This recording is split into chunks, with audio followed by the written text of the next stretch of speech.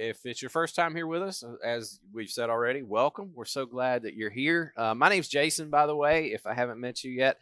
I'm here on staff at the church, and these days, most of what I do, most of the time that I spend during my week, my work week at least, I work as a mental health therapist. Every week, I sit with individuals, but I also sit a lot of my week with couples.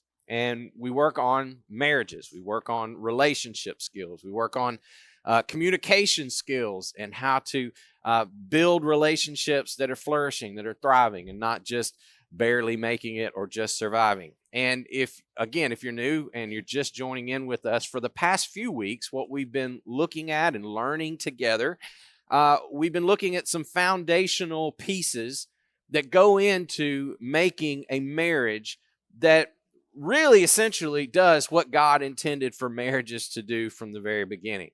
And what God intended for marriage to be and what He intended them to do is to reflect the character and nature of God. Within the relationship between the husband and the wife, what you see in that relationship ought to reflect the nature of the God that we serve and worship. And what we learned before we even dove into this topic was that we learned that God is a covenant-making, covenant-keeping kind of God, and therefore marriage is meant to be that too. And the way He keeps His covenant, God's covenant with people, is we've been saying throughout this series, is God shows self-giving, self-sacrificial love within His relationship with us. And so, again, as we reflect that into the marriage relationship, a marriage is to be a covenant between a husband and a wife, marked by that same kind of self-sacrificial, self-giving love shared equally between the two, the husband and the wife. So marriage, essentially, as you see on the screen, the title that we've given this series, it's a relationship between a husband and wife where both come together and they agree, I will be for you, and I will be for us, and I'll do that for life. And today we come to, well, the final little piece in my part in this series. And let me say, after today, I won't even have come close to scratching the surface of solving all the things that there is to solve within your marriage. I will not have answered all of your marriage questions. In fact, that wasn't my goal in the first place. That's one of the reasons why we announced last week that we're starting a place where we can start to begin to do that kind of thing. We're starting a gathering of couples, married couples, maybe even some couples who intend to be married, maybe just dating couples, but a place where couples can come this fall, and we're going to regularly meet together every month, and we're going to connect. We're going to dive deeper into all of those issues and answer all of those questions that we possibly can, and hopefully a whole lot more. And so I'll just say one more time, like we did last week, if that's something you're curious about, if you're interested in that, there's a space on your card today where you can put your name and number and just let us know, hey, I'm interested. Now, let me just say, you're not committing to coming to do anything. You're just saying, I'm interested, and I'll be sending you more information. I'll be reaching out to you as the day gets closer and we get more details, and I'll just keep you in the loop. And we'll begin this whole thing and hopefully get into some of the more details that I know some of you probably care about. But I also want to say today, especially if you walked into this series and this is your first time with us, we have spent the last 2 weeks laying the spiritual, scriptural foundation for a healthy marriage covenant. So if you missed those talks, those are on our YouTube page, our podcast feed. You can get those. Today is kind of like me just bringing it all together. And so I'll just tell you right up front, I'm not going to spend a whole lot of time reading Bible verses to you and unpacking what the scriptures say. We kind of did that in week 1, and I promise someone will be back next week and they'll do all that for you. Today is going to be a little bit different. Today, I'm going to try and leave you with some really simple, really practical ideas that I hope will spark conversation, especially if you're married, between you and your spouse, or maybe if you're not married. And maybe you hope to be married one day. I hope this will start you in the right direction. It will kind of get you kicked off on the right foot, that you'll be thinking in terms of what a covenant marriage might look like for you and for maybe a partner that you have right now or someone that you will meet later in the future. And I'll start with an illustration. Anybody ever heard of a natural law that exists in the universe? It's called the second law of thermodynamics. Does anybody know what that is? We've got some science people in the room. And I promise I'm not about to do a science lesson. This does apply. But if you dumb it down where normal people can understand it, like me, here's what the second law of thermodynamics basically says. It says, left on its own, everything in the universe breaks down. Left to its own, everything becomes chaotic. It becomes disordered. And you know this is true because you see it every day. For example, stop mowing your lawn and stop trimming your hedges. All right? And what will happen? Well, eventually it becomes a jungle in your yard and animals will move in and they'll take over, right? Stop cleaning your house. Stop maintaining your living space. Just let it go. Eventually, you know what will happen. It'll get filthy. It'll get unlivable. And those animals that took over your yard are moving in. And they're going to take over your house. In other words, it's just the natural state of things. It's the natural state of the world that without any care, without any effort, without any work, everything drifts into chaos. And you already know where this is going. You can see this clearly. The same thing is true for relationships. The same thing is true in your marriage. The natural state of a relationship that's left alone, that isn't given any care, any work, any effort, is it will drift. It will break down. It will go into chaos.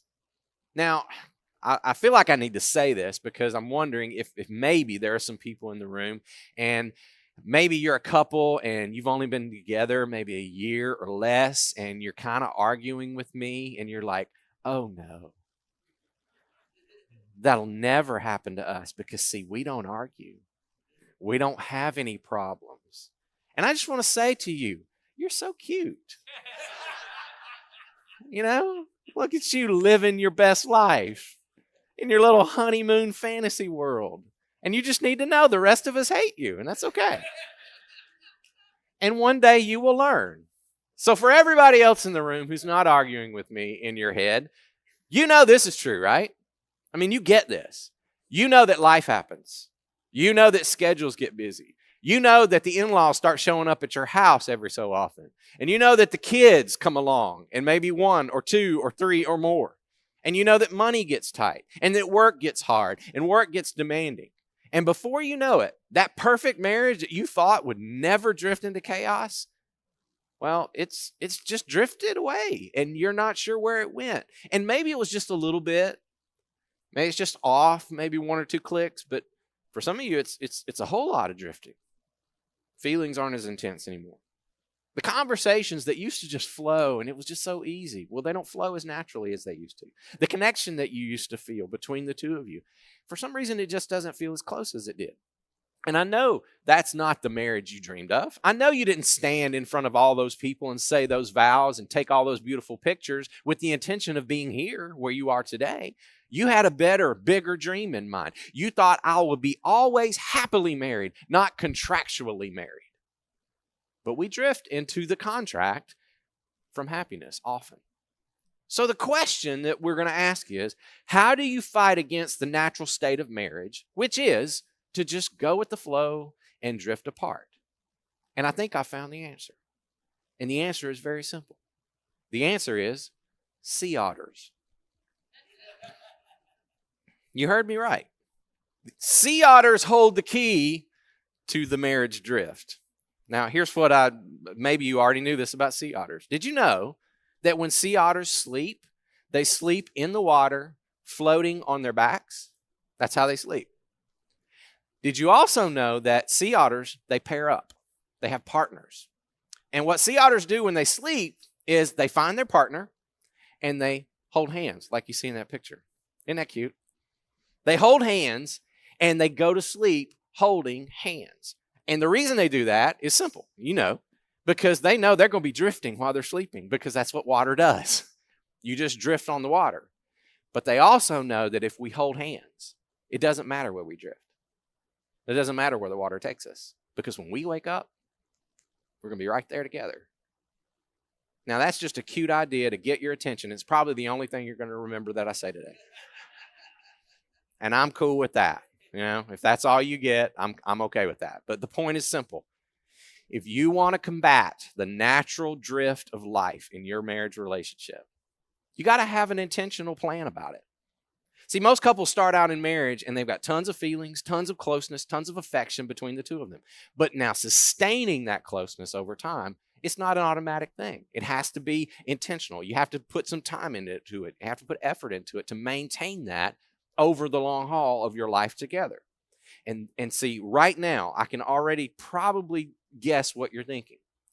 You're thinking, I'm about to give you this long list of stuff, and you're kind of panicking. Your heart's a little bit racy right now because you're assuming that I'm about to tell you all the things that you need to do, all the stuff you need to add to your life in order for you to combat the drift. You know, most of the time when marriage advice gets given out, it sounds like, oh, you just need to go on more date nights. You just need to plan more trips. You need to get a babysitter more often than you currently do. In other words, you need to spend more time and you need to spend more money. And I know your life, most of you, you already have more than enough to do already. You're barely managing your life as it is. Your budget is stretched thinner than you ever hoped it would be. I get that. So adding to your list and your stress level, I don't think is helpful for you. So my suggestion is not add to a list. My suggestion is, why don't you just become like a sea otter? Instead of doing more things to keep your life from drifting apart, what if you changed the things that you're already doing in your normal everyday life? What if you just did the things you already do and you just decided to do them differently? Become more intentional about them. What if you did them together? See, sea otters know that we got to sleep every day. Our bodies need to rest. We're going to sleep no matter what. That's on the calendar. It ain't going to move. They just decide, okay, we're going to sleep differently. So instead of drifting apart, we're going to sleep holding hands. It doesn't have to be complicated. And it doesn't have to be stressful. See, again, nobody gets into marriage intending to drift. But life just happens. And you go through these stages. You go through these seasons in your life. You go through some tough ones. You go through some that are a little easier. But over time, those date nights, those things that you did, those plans that you made, those trips that you took to connect, especially when you first started dating or you were first married, they're not so easy to fit into a busy life of career and family and bills and kids and all the things. But the research tells us that couples stay connected and couples cultivate their affection for one another, not necessarily in the big stuff, but through sharing the common, ordinary moments of their lives together. In other words, and we talked about this last week, we build a team. We don't just build a marriage. It's the small things that count. It's not always the big, elaborate stuff that matters the most. It's the stuff you do together that you might not even realize and might not even think about because, well, they're just life. They're just what you do. I'll give you a couple of examples, and this comes right out of some of the most current research that we have on marriage these days. Did you know that research is telling us right now, most families in our world today function in their homes without what we call a shared bedtime anymore? This happened since the age of the internet. Since the internet brought us screens, and screens became personal and private. So right now, in the average household in our country, most people in that household spend their evenings in the evening on a private screen. They have a private, personal experience instead of a shared experience within the home. And so here's what we see happening. As a result of that, couples just don't go to bed together as much as they used to. It usually goes like this. There's one spouse on the couch, and let's say they're on their phone. The other is in the room, but they may be doing something else. They're on a different screen. They're watching a game or playing a video game, or they're watching the ball game on the screen. And so what happens is, as they're having this private experience, one spouse eventually gets tired and decides, I think I need to go to bed. And so they get up from what they're doing and they go to bed, but the other spouse is still not done. They're still having their personal, private experience. And so they stick with that for a little bit. And by the time they get tired enough to get up and go to bed, their spouse or their partner is already in the bed, asleep, or close to falling asleep. And that's just becoming the norm in most households. And what studies are showing us that couples who decide, no matter what, we will go to bed together, those couples we're finding have more connection, more affection, and more flourishing in their marriage. Probably because in that same study, couples who share bedtime have sex more often. And it's more pleasurable than the couples who don't share bedtime. Now, this doesn't mean that if you have different shifts right now and you're in a season of life where your sleep schedules are not the same, that, oh, we're doomed. That's not what I'm saying. I'm just using that as an example of an everyday habit that everybody does, that if you did it together, it might make a difference.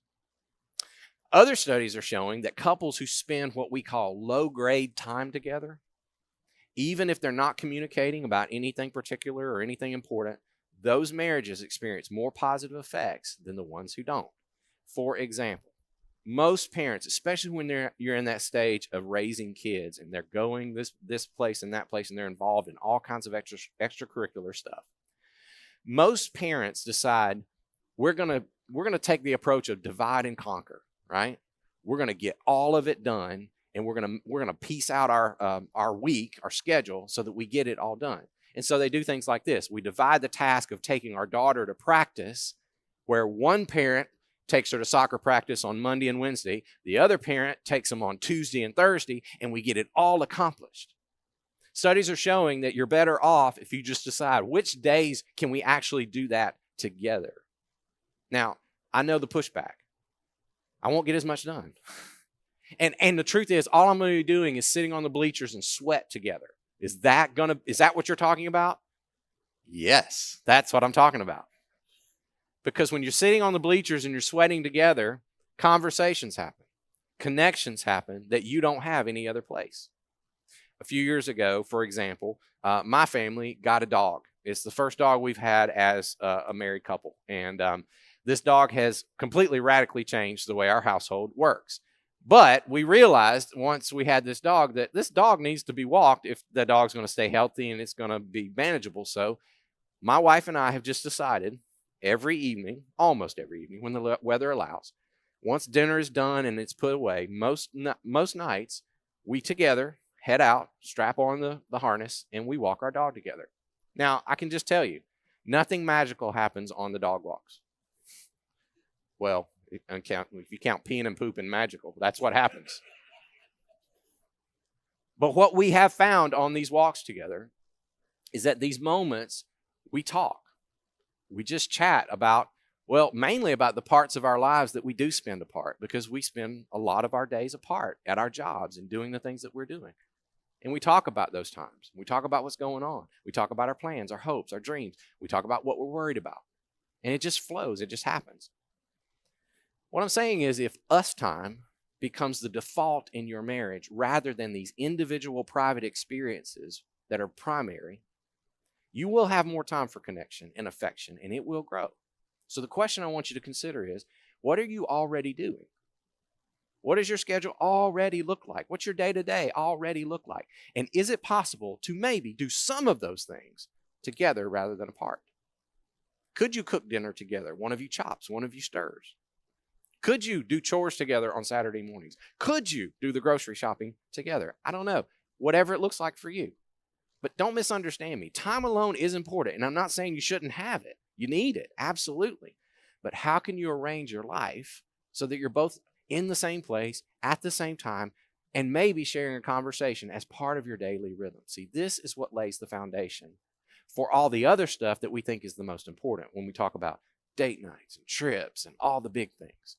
If you already have a day-to-day connection within your marriage, when you do those bigger things, when you do take the trip, when you do go on the date night, it becomes something even more meaningful because you need both. You need the everyday connection and you need those special times of connection.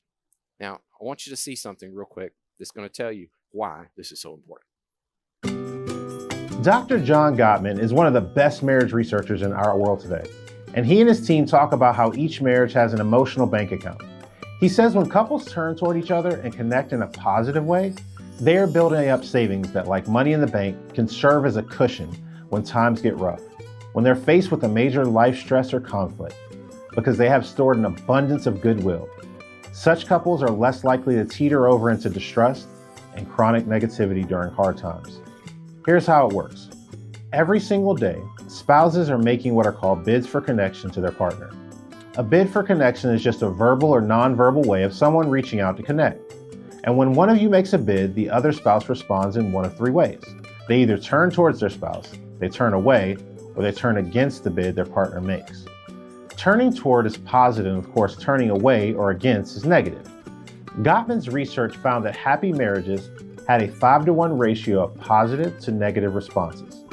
In other words, a marriage was solid and happy when couples turned toward each other's bids 4 out of every 5 times. But here's the most fascinating part. Unhappy couples had a ratio of 0.8 to 1. Statistically, that's almost even. So the couples where they just broke even stayed unhappy. That's why this skill is so vitally important to your marriage. So how do bids for connection work, and how do you respond in a positive way? Well, it's time for a crash course. Remember, a bid for connection is anything your partner says or does that invites a response. So you're sitting on the couch and your spouse lets out one of those long, loud sighs. Turning towards them sounds like this. Are you feeling okay? Is everything all right? Turning away sounds like this. What's the matter with you? Now it's the same question, but can you hear the difference? One is about concern, love, and care. The other is an accusation. Or you can go even further and turn against your partner, which sounds like, oh, here we go again. Now what? Here's another example. You're in the middle of doing a task and your spouse comes up behind you and wraps their arms around you in an embrace. How do you respond? If you turn toward, maybe you acknowledge it. You thank them for it. Better yet, you embrace the hug and lean in. Or you can turn away. You ignore it and keep right on doing whatever you are doing with no acknowledgement. Or you can turn against. You pull away and say, leave me alone. I have to finish this. Your spouse randomly says, I'm so exhausted. So you turn toward them. You look in their direction and ask with genuine kindness, is there anything I can do to help? Or you turn away and say, yeah, me too. Or you turn against and say, what? You don't think I'm tired too? Your spouse is driving you somewhere and they say, wow, look at that amazing sunset. If you turn toward them, you put down your phone, look up and say, oh wow, you're right. That is beautiful. Or you don't look up from your phone and just grunt or say, uh-huh. Or you might look at them and say, seriously, you made me look up for that? Every time you turn toward your partner when they make a bid for connection instead of turning away or against them, you're putting money in the emotional bank. And remember, if you're just breaking even, you're still running on a deficit. Now, no one can give their partner exactly what they're looking for every time he or she makes a bid for connection. It's not about giving them exactly what they ask for as much as it is responding in a positive, attentive, turning toward kind of way. So like if your partner walks in the door and says, I'd really like to go out and do something fun tonight, and you're staring down a pile of work that's due tomorrow and you're already exhausted, you can still turn toward them. You say something like, oh wow, that sounds so great, and I really wish I could. I would love more than anything to spend tonight with you, but I just can't tonight. Can we put something on the schedule for tomorrow night? The research shows those responses can be just as valuable to the flourishing of your marriage. The main thing you always want to communicate to your partner is, I notice you, I value you, and I like being with you. That's where you connect. That's where the marriage flourishes.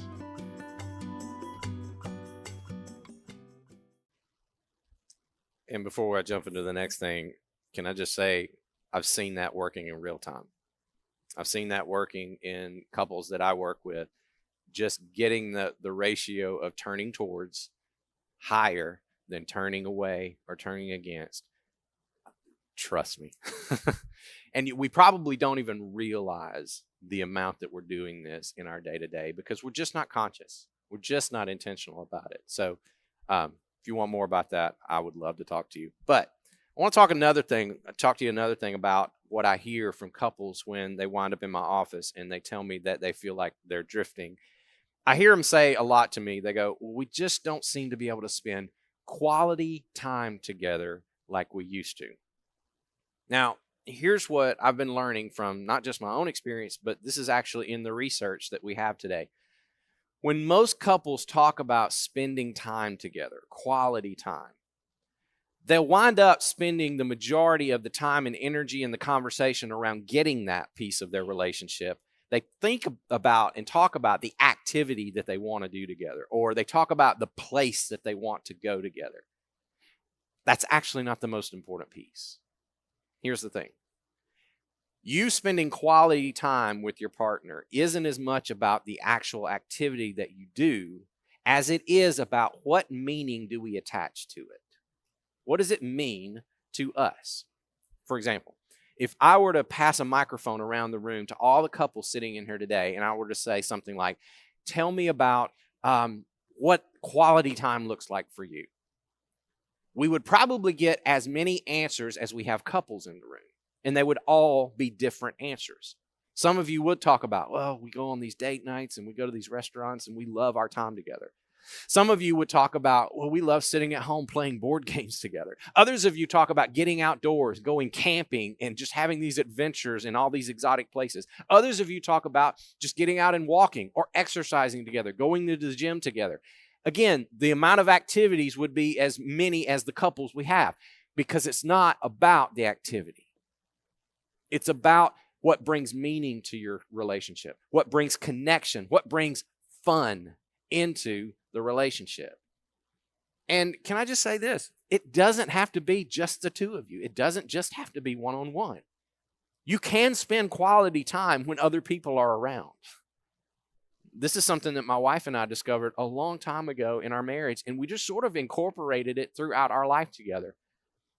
I'd say it's not a formal thing, so we don't have it on a calendar or anything, but about once a month, about once every 6 weeks, we just try to open up our date nights or our time together, and we invite other couples or other families into that space. And what we have found is that the conversations we have in those spaces, they are different than when it's just the two of us. They're not better, they're not worse, they're just different. We wind up telling stories that we don't tell the way we tell each other. Or we tell stories that we've already told each other, but we tell them in a different way when we're with another couple. We share our lives with them. They share their lives with us. And through that connection with them, our connection grows between me and my wife. We learn things from them that we didn't know on our own. And hopefully, they're learning something from us. Here's another kind of fun fact from the research about quality time and connection in marriage. You know what one of the clearest indicators of a healthy marriage relationship that kind of exists across the board that they found? It's shared laughter. There was a study in 2015 at the University of North Carolina, and what they found was the amount of time a couple spends simultaneously laughing together tracks directly with the quality of their relationship. It's the same graph. In other words, couples who laugh together are stronger, happier, and they feel closer to each other. So here's a question. When was the last time you and your partner laughed at the same time together? Notice I didn't say that one of you laughed while the other didn't laugh. That's a whole nother thing, and we can talk about that too. But really, what activities bring laughter into your shared space? Movies, shows, places, people that always bring a smile to your face, and you always find humorous together. See, happy couples know how to have fun together. Happy couples also know how to be bored together. And that's important too, right? Because again, it's not as much about where are we, what are we doing? No. It's what does this mean to us? What we mean to each other. It's the fact that I am in this experience and I am sharing it with you, and you are my partner in this life. You are my best friend, my person, my companion. So ask yourself, ask each other, what is it that brings meaning into our marriage? And when you find that thing or those things, just go out and do that and do it together. And it doesn't have to be big, it doesn't have to be elaborate. It just has to be yours. Now, I want to wrap things up today, and I want to talk about one last thing. At the beginning of this series, I told you that I wasn't trying to pile on a whole lot of guilt or a whole lot of pressure, and especially today. I wanted to be sure that I didn't add to your already struggling, busy life. And I didn't want you to hear this as here's another list and here's another thing and here's another bunch of things you got to fill out to add to your already busy life. And I've tried not to do that, and I hope I was a little bit successful. But for some of you, I just need to say, no matter how any of this gets presented, I know it still feels that way. I know it still feels hard. Like, for instance, you tell me, well, I'd love to have that shared bedtime thing you were talking about, but right now I'm working the night shift and we're raising our kids, and we are lucky if we get half an hour together every single day. I get that. You say, I'd love to laugh. I'd love to have fun together, but have you seen our bank account? Our debt has piled up to the point where we have no margin. We can't hardly breathe.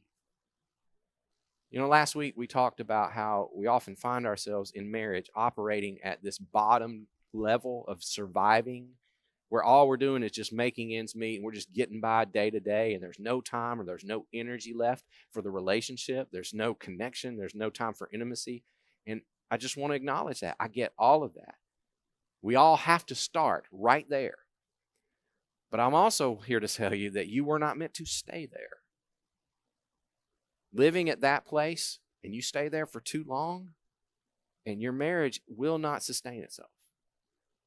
See, it's fine to be in a season of struggle in your life and a season of hardship when you know that, well, I can see the light at the end of the tunnel. I know that there's something coming that will change that. I can see the end in sight. Like when you're raising toddlers, being able to walk through the living room without tripping over a toy counts for a successful night, right? When you raise that newborn in your house, 3 hours of uninterrupted sleep feels like a spa retreat. I know this. When you're working double shifts and you're trying to get that promotion in the next 2 years, it's just a hard season. The month of May, parents, right? I hear this all the time. May is just so hard. But hey, here we are. It's Memorial Day weekend. We got to the end. Summer's coming, and things might change. But I know these seasons are hard, and hard is okay as long as you know the end is coming.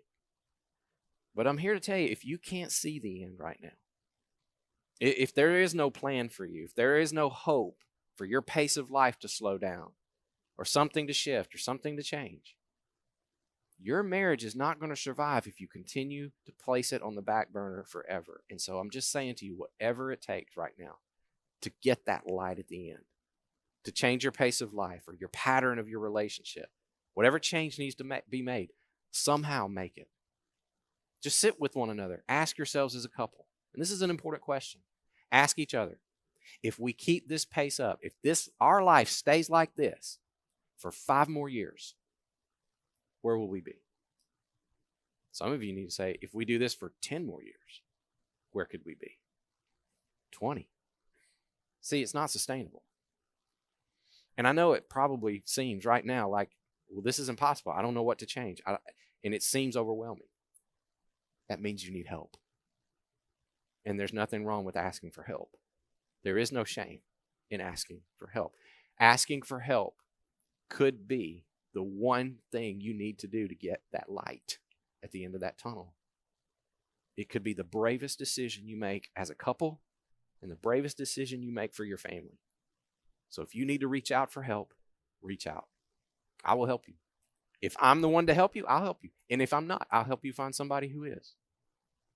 Or maybe you just need to reach out to another couple. Maybe there's another couple in this church or someone in your relational circle, and you look at their life, you look at their marriage, and you think, wow, I wish I had that. Or I hope I'm there when I'm at their space in marriage. You know, they've been doing it for longer than me. I'd love to have a marriage like that.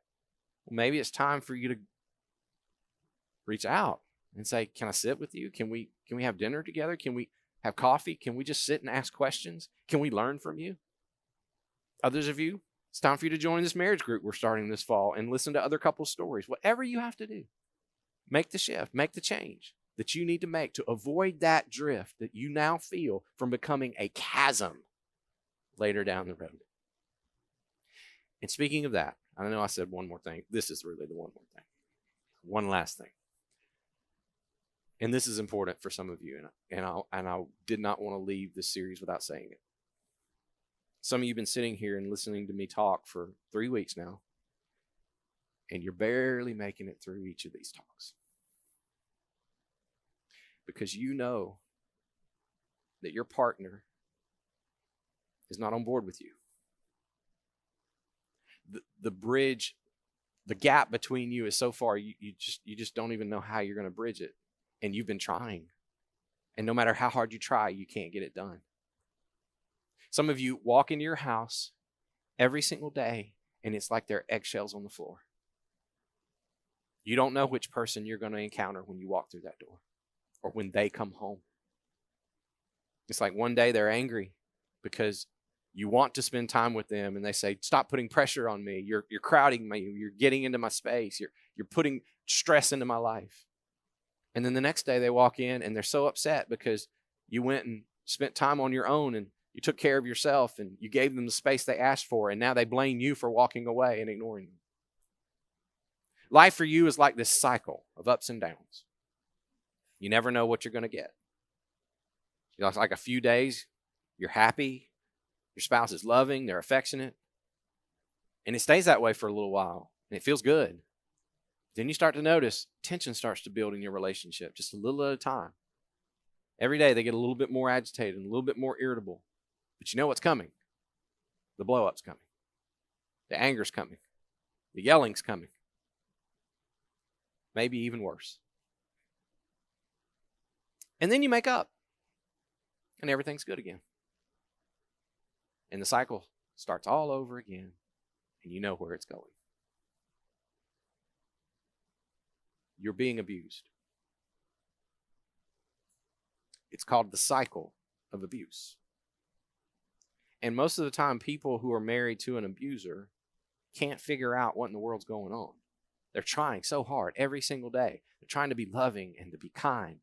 And no matter what they do, all they get is anger and rejection and blame. Building that kind of marriage, the kind of marriage that we've been talking about, a marriage based on the covenant that reflects the heart and the nature of God, must include two people working equally, just as hard as the other, to make it happen.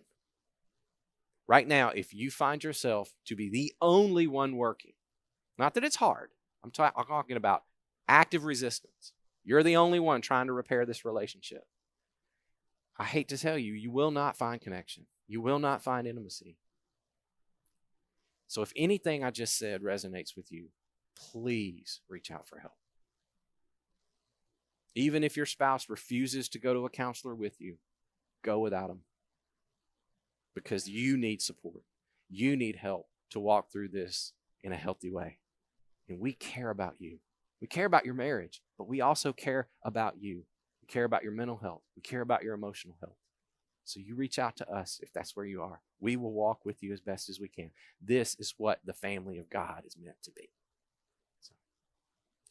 So before we end, as always, we want you to just sit for a moment with God and consider what He's asking you to do. Nathan's going to come and